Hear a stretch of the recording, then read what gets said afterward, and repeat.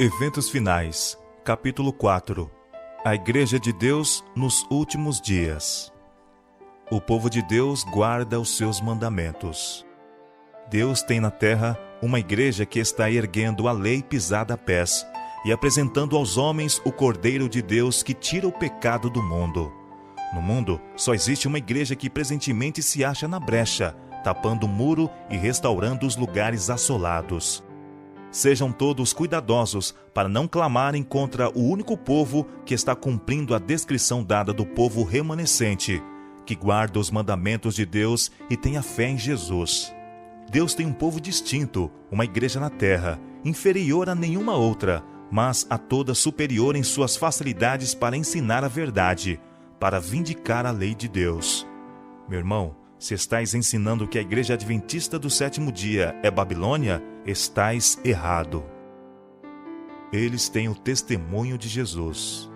À proporção que se avizinha o fim, e a obra que tem por objetivo transmitir ao mundo a última advertência, continua a estender-se. Vai se tornando mais importante para os que abraçam a verdade possuir uma compreensão clara tanto da natureza como da influência dos testemunhos que Deus, em sua providência, vinculou à obra da terceira mensagem angélica desde a sua origem. Os homens poderão apresentar um ardil após outro, e o inimigo procurará desviar as almas da verdade. Mas todos os que creem que o Senhor tem falado por intermédio da irmã White, Ele tem dado uma mensagem, estarão livres dos muitos embustes que surgirão nestes últimos dias. Haverá pessoas que pretenderão ter visões. Quando Deus vos der claro testemunho de que a visão é dele, podeis aceitá-la. Mas não aceiteis sob nenhum outro testemunho, pois o povo vai ser mais e mais desencaminhado em países estrangeiros e na América. Os seus marcos, as doutrinas bíblicas. O passar do tempo em 1844 foi um período de grandes acontecimentos, expondo ao nosso admirado olhar a purificação do santuário que ocorre no céu, e tendo clara relação com o povo de Deus na terra, e com as mensagens do primeiro, do segundo e do terceiro anjo, desfraldando o estandarte em que havia a inscrição: os mandamentos de Deus e a fé de Jesus. Um dos marcos desta mensagem era o templo de Deus, visto no céu por seu povo, que ama a verdade, e a arca que contém a lei de Deus. A luz do sábado do quarto mandamento lançava os seus fortes raios no caminho dos transgressores da lei de Deus. A não imortalidade dos ímpios é um marco antigo. Não consigo lembrar-me de alguma outra coisa que possa ser colocado na categoria dos velhos marcos. A missão especial dos adventistas do sétimo dia. O Senhor nos tornou os depositários de sua lei. Ele confiou-nos a sagrada e eterna verdade, que deve ser transmitida a outros em fiéis advertências, repreensões e encorajamento. Os adventistas do sétimo dia foram escolhidos por Deus como um povo peculiar, separado do mundo. Com a grande talhadeira da verdade, Ele os cortou da pedreira do mundo e os ligou a si. Tornou-os representantes seus e os chamou para serem embaixadores seus na derradeira obra de salvação. O maior tesouro da verdade, já confiado a mortais, as mais solenes e terríveis advertências que Deus já enviou aos homens, foram confiadas a este povo, a fim de serem transmitidas ao mundo. Em sentido especial, foram os adventistas do sétimo dia postos no mundo como atalaias e portadores de luz. A eles foi confiada a última mensagem de advertência ao mundo a perecer. Sobre eles incide maravilhosa luz da palavra de Deus. Confiou-se-lhes uma obra da mais solene importância: a proclamação da primeira, segunda e terceira mensagens angélicas. Nenhuma obra há de tão grande importância. Não devem eles permitir que nenhuma outra coisa lhes absorva a atenção. Por que foi organizada a Igreja Adventista do sétimo dia? Aumentando o nosso número, tornou-se evidente que sem alguma forma de organização haveria grande confusão, e a obra não seria levada avante com êxito. A organização era indispensável para prover a manutenção do ministério, para levar a obra a novos campos, para proteger dos membros indignos tanto as igrejas como os ministros, para a conservação das propriedades da igreja, para a publicação da verdade pela imprensa e para muitos outros fins. Seu Espírito nos iluminou, mostrando-nos que deveria haver ordem e perfeita disciplina na igreja, e era essencial a organização. Método e ordem manifestaram-se em todas as obras de Deus, em todo o universo. A ordem é a lei do céu e deveria ser a lei do povo de Deus sobre a terra. A organização sempre será essencial. A menos que as igrejas sejam organizadas de tal maneira que possam ter e impor ordem, nada poderão esperar quanto ao futuro. Oh, como Satanás se regozijaria se alcançasse êxito em seus esforços de penetrar no meio deste povo e desorganizar a obra num tempo em que a organização integral é essencial e constitui a maior força para evitar os levantes espúrios e refutar pretensões não abandonadas pela palavra de Deus. Precisamos manter as linhas uniformemente para que não haja quebra do sistema de organização e ordem que se ergueu por meio de sábio, cuidadoso labor. Não se deve dar autonomia a elementos desordeiros que desejem controlar a obra neste tempo. Alguns têm apresentado a ideia de que, ao aproximar-nos do fim do tempo, cada filho de Deus agirá independentemente de qualquer organização religiosa. Mas fui instruída pelo Senhor de que nesta obra não há isso de cada qual ser independente. À medida que nos aproximamos da crise final, em vez de achar que há menos necessidade de ordem e harmonia de ação, devemos ser mais sistemáticos do que temos sido até agora. A autoridade especial da Igreja de Deus. Deus investiu sua Igreja de especial autoridade, que ninguém tem razão em desrespeitar e desprezar, pois ao proceder assim, está desprezando a voz de Deus. O mais alto poder abaixo do céu concedeu o Senhor à sua Igreja. É a voz de Deus em seu povo reunido na qualidade de uma igreja que deve ser respeitada. Um tempo de debilidade e cegueira espirituais. Foi confirmado tudo quanto declarei em Minneapolis, que precisava haver uma reforma nas igrejas. Deviam ser efetuadas reformas, pois a debilidade e a cegueira espirituais se apossaram das pessoas que tinham sido agraciadas com grande luz e preciosas oportunidades e privilégios. Como reformadores, eles haviam saído das igrejas denominacionais, mas desempenham agora uma parte semelhante à que desempenharam as igrejas. Tínhamos a esperança de que não haveria necessidade de outra saída. Embora nos esforcemos por preservar a unidade do Espírito no vínculo da paz, não deixaremos pela pena e pela voz de protestar contra o fanatismo. Cristo diz o seguinte daqueles que se ufanam de sua luz, mas não andam nela. Por isso eu vos digo que haverá menos rigor para Tiro e Sidom no dia do juízo do que para vós outros. E tu, Cafarnaum, adventistas do sétimo dia que tiveram grande luz, que te ergues até os céus, com referência a privilégios, serás abatida até os infernos, porque se em Sodoma tivesse sido feitos os prodígios que em ti se operaram, teria ela permanecido até hoje. A igreja está na condição laodiceana.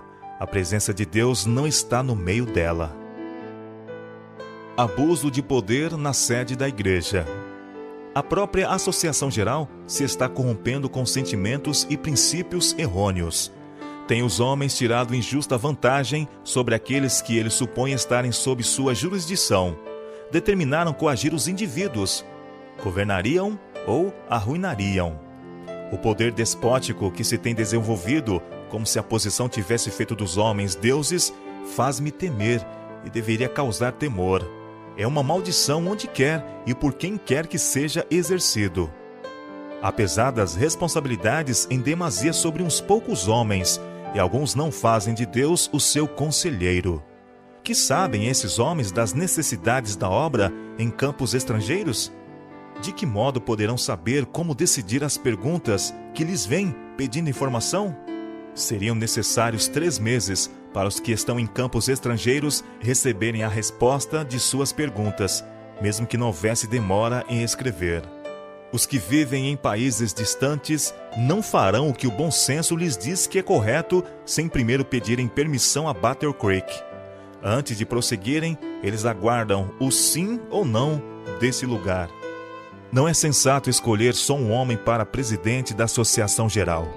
A obra da Associação Geral tem se estendido e algumas coisas se têm tornado desnecessariamente complicadas. Tem se revelado uma falta de discernimento.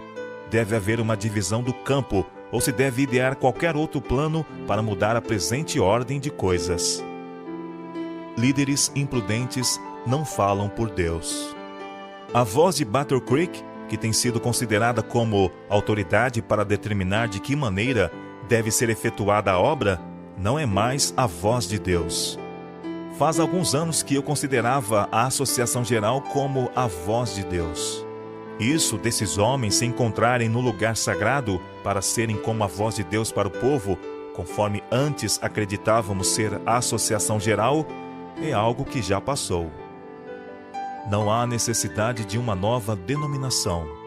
Tomais passagens dos testemunhos que falam do fim do tempo da graça, da sacudidura do povo de Deus, e falais da saída dentre esse povo de um outro povo mais puro, santo que surgirá.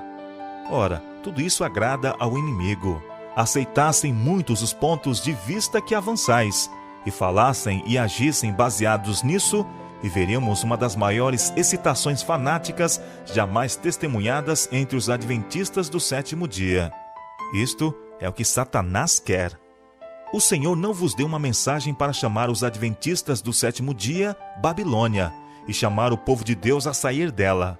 Todas as razões que possais apresentar não podem, quanto a mim, ter peso nesse assunto, porque o Senhor me deu decisivo esclarecimento em oposição a tal mensagem.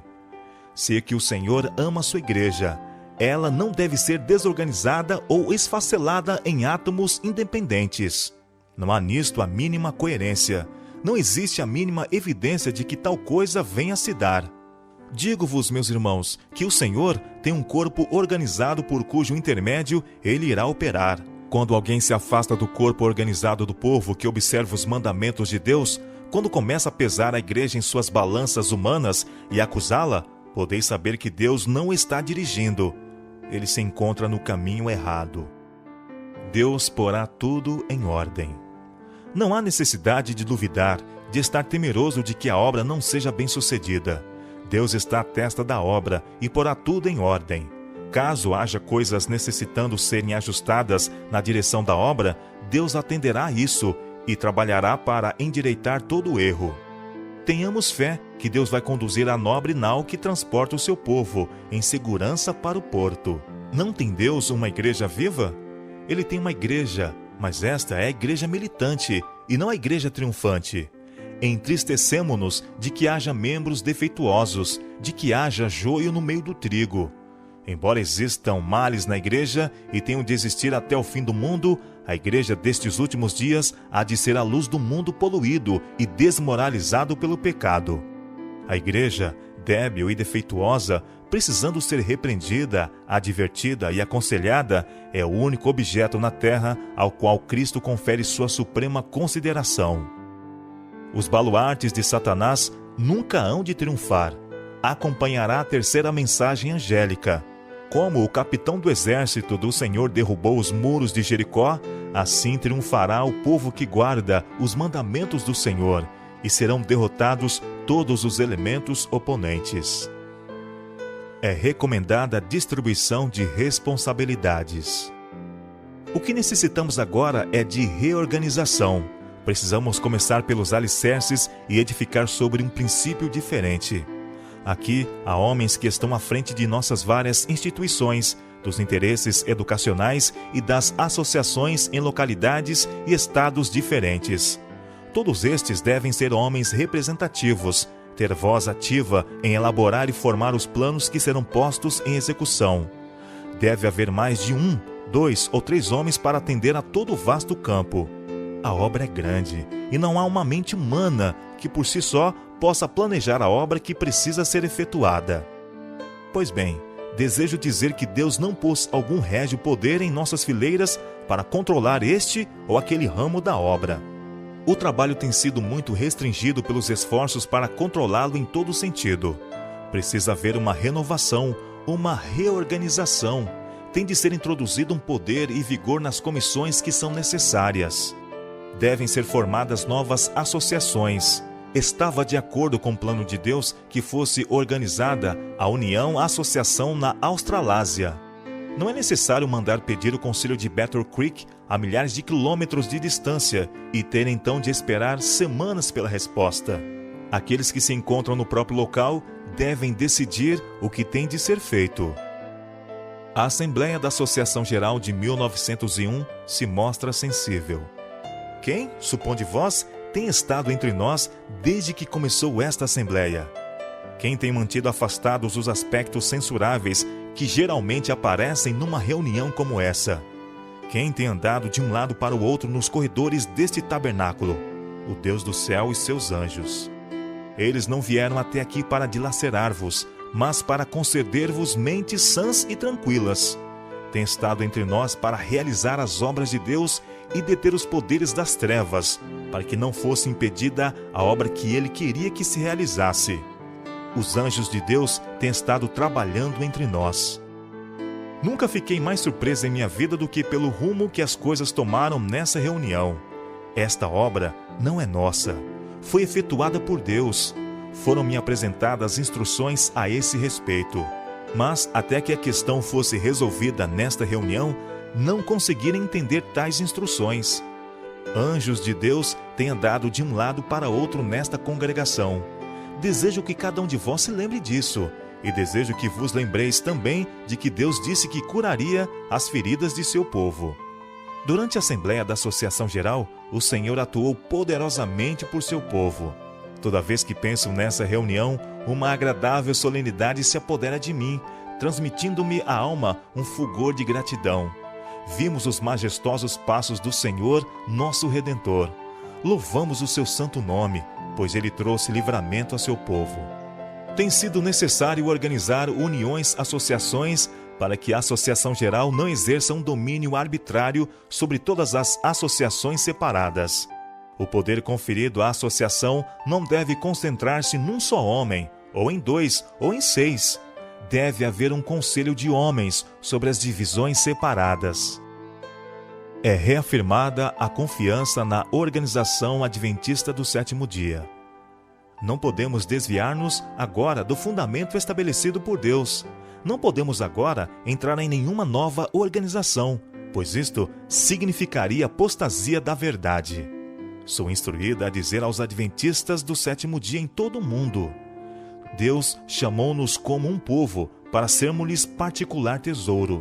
Ele designou que sua igreja na terra esteja perfeitamente unida no Espírito e no conselho do Senhor dos Exércitos até o fim do tempo. Por vezes, quando um pequeno grupo de homens, aos quais se acha confiada a direção geral da obra, tem procurado, em nome da Associação Geral, exercer planos imprudentes e restringir a obra de Deus, tenho dito que eu não poderia por mais tempo considerar a voz da Associação Geral representada por esses poucos homens como a voz de Deus. Mas isto não equivale a dizer que as decisões de uma associação geral, composta de uma assembleia de homens representativos e devidamente designados de todas as partes do campo, não deva ser respeitada. Deus ordenou que os representantes de sua igreja, de todas as partes da terra, quando reunidos numa associação geral, devem ter autoridade. O erro que alguns estão em perigo de cometer é dar à opinião e ao juízo de um homem, ou de um pequeno grupo de homens, a plena medida de autoridade e influência de que Deus revestiu sua igreja, no juízo e voz da Associação Geral, reunida para fazer planos para a prosperidade e avançamento de sua obra. Deus investiu sua igreja de especial autoridade e poder, por cuja desconsideração e desprezo ninguém se pode justificar, pois aquele que assim proceder despreza a voz de Deus. Sou animada e beneficiada ao compreender que o Deus de Israel ainda guia seu povo e que continuará com eles até ao fim. Uma declaração de W.C. White. Eu lhe contei como mamãe considerava a experiência da igreja remanescente e falei sobre o seu ensino positivo de que Deus não permitiria que esta denominação apostatasse tão completamente que houvesse o aparecimento de outra igreja. O reavivamento espiritual ainda é necessário. Certa vez, ao meio-dia, Eu estava escrevendo sobre a obra que poderia ter sido realizada na última Assembleia da Associação Geral, em 1901, se os homens em posição de confiança houvessem seguido a vontade e o caminho de Deus. Os que têm tido grande luz não têm andado na luz. A reunião se encerrou e não foi efetuada a mudança. Os homens não se humilharam diante do Senhor como deveriam ter feito, e não foi comunicado o Espírito Santo. Eu havia escrito até esse ponto, quando perdi a consciência e parecia estar presenciando uma cena em Battle Creek. Estávamos reunidos no auditório do tabernáculo. Foi feita uma oração, cantado um hino e houve outra oração. Fizeram-se fervorosas súplicas a Deus. A reunião foi assinalada pela presença do Espírito Santo. Ninguém parecia ser tão orgulhoso que não pudesse fazer sincera confissão, e os que tomaram a dianteira nessa obra foram os que tinham influência, mas antes não tiveram coragem para confessar seus pecados. Houve tal regozijo como nunca dantes se ouvira no tabernáculo. Então despertei de meu estado de inconsciência e durante algum tempo não consegui lembrar-me de onde eu estava. Ainda tinha a caneta na mão. Foram-me proferidas palavras. Isto poderia haver acontecido. O Senhor esperava realizar tudo isso por seu povo. Todo o céu estava à espera para ser benigno. Pensei onde poderíamos encontrar-nos se houvesse sido efetuada uma obra cabal na última Assembleia da Associação Geral. Fiquei profundamente impressionada pelas cenas que recentemente passaram diante de mim à noite. Parecia existir um grande movimento, um trabalho de reavivamento em ação em vários lugares. Nosso povo movia-se em linha e respondia ao apelo de Deus. A paciência de Deus com seu povo. A igreja falhou deploravelmente em corresponder às expectativas de seu Redentor. E contudo, o Senhor não se afasta de seu povo. Ainda é complacente com eles, não por causa de alguma bondade que se encontre neles, mas para que o seu nome não seja desonrado perante os inimigos da verdade e da justiça, para que as instrumentalidades satânicas não exultem na destruição do povo de Deus. Por muito tempo, ele tem suportado sua obstinação, descrença e insensatez. O Senhor os tem disciplinado com admirável clemência e compaixão. Se atenderem às suas instruções, ele removerá suas más tendências, salvando-os com uma salvação eterna e tornando-os eternos monumentos do poder de sua graça. Devemos lembrar que a igreja, enfraquecida e defeituosa como seja, é o único objeto na terra a que Cristo concede sua suprema consideração. Ele vela constantemente com solicitude por ela e a fortalece por seu Espírito. Deus coopera com os que são fiéis a Ele. O Senhor Jesus sempre terá um povo escolhido para servi-lo. Quando o povo judeu rejeitou a Cristo, o príncipe da vida, ele tirou-lhes o reino de Deus e entregou-o aos gentios. Deus continuará lidando com cada ramo de sua obra, de acordo com esse princípio. Quando uma igreja demonstra ser infiel à palavra do Senhor, seja qual for sua posição, e por mais elevada e sagrada que seja sua vocação, o Senhor não pode cooperar com eles. Outras pessoas são escolhidas para assumir importantes responsabilidades. No entanto, se estes, por sua vez, não purificarem a vida de toda a má ação, se não estabelecerem puros e santos princípios em todos os aspectos de sua vida, o Senhor os afligirá e humilhará dolorosamente, e a não ser que se arrependam, os removerá da posição que ocupam, tornando-os um opróbrio. Julgados pela luz concedida. Nas balanças do santuário há de ser pesada a Igreja Adventista do Sétimo Dia. Ela será julgada pelos privilégios e vantagens que tem gozado. Se sua experiência espiritual não corresponde às vantagens que a preço infinito Cristo lhe concedeu, se as bênçãos que lhe foram conferidas não habilitarem para fazer a obra que lhe foi confiada, sobre ela será pronunciada a sentença: achada em falta. Pela luz que lhe foi concedida, pelas oportunidades dadas, será ela julgada. Solenes admoestações e advertências, manifestas na destruição de muito acariciadas instalações para o serviço, como que nos dizem: lembra-te, pois, donde caíste, e arrepende-te, e pratica as primeiras obras. A menos que se arrependa e converta, a igreja que agora está a levedar-se com sua apostasia, comerá do fruto de seus próprios atos, até que se aborreça a si mesma. Quando resistir ao mal e escolher o bem, quando buscar a Deus com toda a humildade e alcançar sua alta vocação em Cristo, permanecendo na plataforma da verdade eterna e pela fé lançar mão dos dons que para ela se acham preparados, então será curada. Aparecerá então na simplicidade e pureza que Deus lhe deu, separada de embaraços terrenos, mostrando que a verdade com efeito a libertou. Então seus membros serão na verdade os escolhidos de Deus, os seus representantes. A história de Israel, uma advertência para nós. Nestes últimos dias, o povo de Deus será exposto aos mesmos perigos que o antigo Israel. Os que não aceitarem as advertências que Deus dá, cairão nos mesmos perigos que o antigo Israel, e não poderão entrar no descanso por causa da incredulidade. O antigo Israel sofreu calamidades devido aos seus corações não santificados e vontades insubmissas. Sua rejeição final como nação foi o resultado de sua própria incredulidade, confiança em si mesmo, impenitência, cegueira mental e dureza de coração.